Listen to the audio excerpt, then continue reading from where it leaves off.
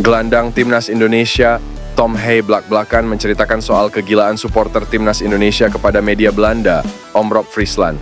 Beberapa waktu lalu, Tom Hey berhasil mencetak gol debutnya untuk Timnas Indonesia saat melawan Filipina. Skuad Garuda berhasil mengamankan jalan ke putaran ketiga kualifikasi Piala Dunia 2026 Zona Asia, berkat kemenangan di Stadion Gelora Bung Karno, Selasa lalu. Tim Garuda di bawah asuhan pelatih Shin Tae-yong berhasil menundukkan Filipina dengan skor akhir 2-0 berkat gol Tom Hey dan Rizky Ridho. Seperti diketahui, Tom Hey telah resmi menjadi warga negara Indonesia pada 18 Maret 2024 lalu. Darah keturunan Indonesia milik Tom Hey mengalir dari kakek dan neneknya. Sang kakek berasal dari Solo, Jawa Tengah.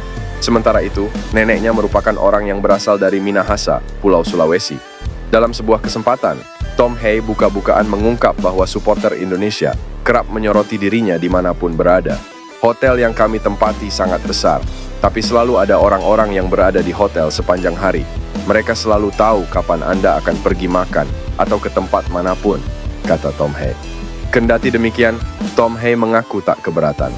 Pemain yang kerap dijuluki The Professor ini mengatakan bahwa para supporter Timnas Indonesia sangat ramah, bahkan kerap memberinya dengan hadiah-hadiah menarik. Mereka sangat ramah, mereka sangat baik dan antusias. Mereka selalu ingin meminta foto sambil membawa jersey.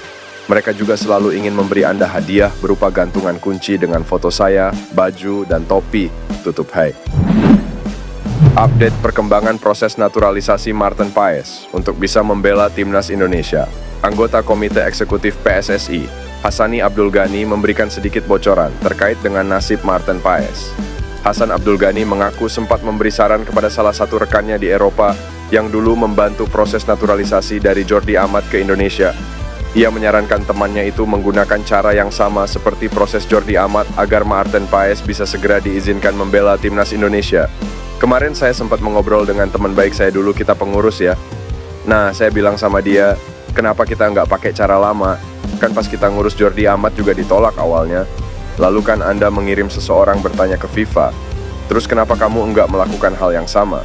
Ujar Hassani Abdul Ghani. Sekadar informasi, sebelumnya kiper Major League Soccer Club FC Dallas, Maarten Paes sudah resmi menjadi warga negara Indonesia.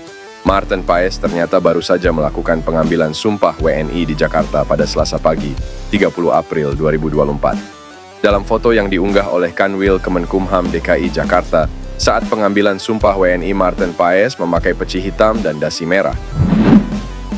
Tampaknya, harapan pendukung Timnas Indonesia melihat Ole Romeni dinaturalisasi dan berseragam merah putih bisa saja terwujud dalam waktu dekat.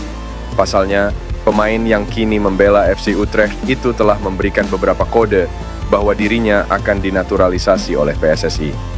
Apa saja kode yang telah diberikan oleh penyerang berusia 23 tahun tersebut? Berikut daftarnya. 1. Pernyataan Shin Tae-yong.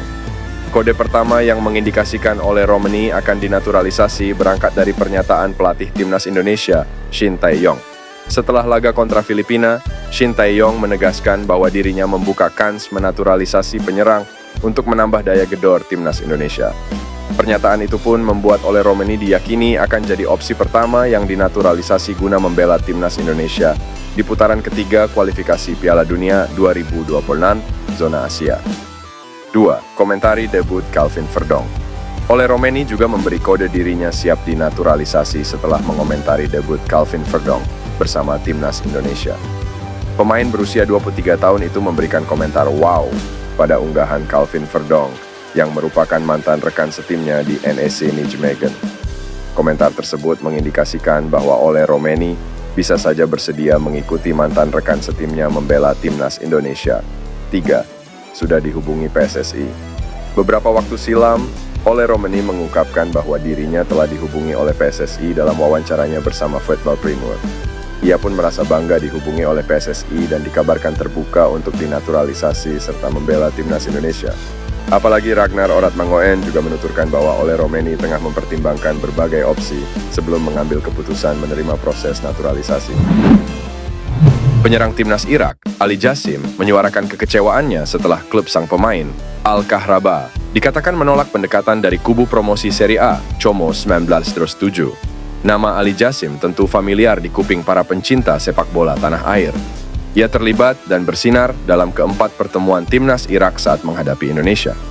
Jassim memberikan 2 assist saat Irak menang 5-1 atas Indonesia di Basra pada pertemuan pertama di kualifikasi Piala Dunia 2026. Kemudian, ia turun dari bangku cadangan dan mengubah jalannya laga di Stadion Utama Gelora Bung Karno yang akhirnya dimenangkan Irak 2-0. Jelang akhir pekan ini, jurnalis asal Irak Maher Hassan mengklaim bahwa penyerang berusia 20 tahun tersebut mendapat tawaran dari Como 1907 yang dimiliki oleh grup Jarum dari Indonesia. Hassan bahkan mengklaim punya salinan surat penawaran Como asli yang menyatakan bahwa klub promosi tersebut menawar Jassim senilai 200.000 euro. Surat penawaran tersebut bertanda tangan Mirwan Suarso yang menduduki jabatan direktur di Como. Jassim sendiri akhirnya bersuara lewat Instagram Story tentang situasinya sekarang dan mengonfirmasi datangnya tawaran dari Liga Italia. Jassim menuliskan kekecewaan karena klubnya dibilang tak merespons tawaran Como. Saya menerima tawaran profesional dari salah satu klub terhormat di Liga Italia yaitu Como, dan saya ingin bergabung dengan klub yang dilatih oleh mantan legenda tersebut. Klub saya menolak untuk bekerja sama dan bahkan tak membalas pendekatan langsung dan resmi klub Italia tersebut, ujar Ali Jassim. PSSI disebut bakal mendapat satu amunisi diaspora lagi. Pemain yang disebut tengah dipantau tersebut adalah Damian van Dijk. Damian saat ini berstatus sebagai pemain Telstar U21. Pemain berusia 20 tahun ini bisa memainkan sejumlah peran di benteng pertahanan.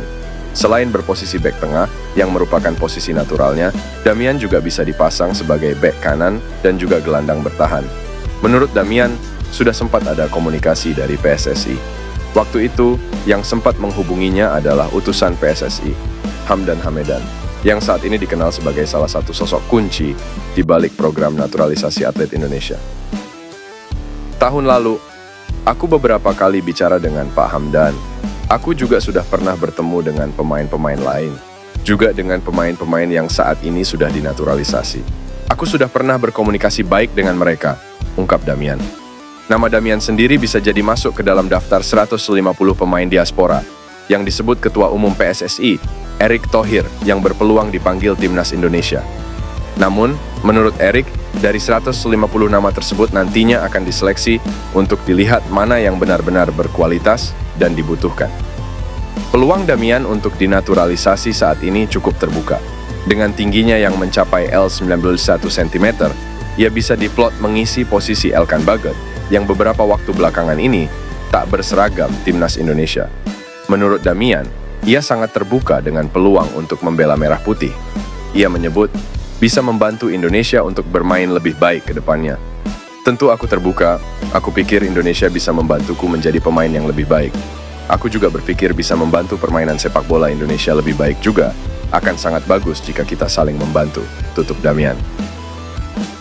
Pelatih Timnas Indonesia, Shin Tae-yong, mengaku ingin berburu pemain naturalisasi baru untuk memperkuat Timnas Indonesia.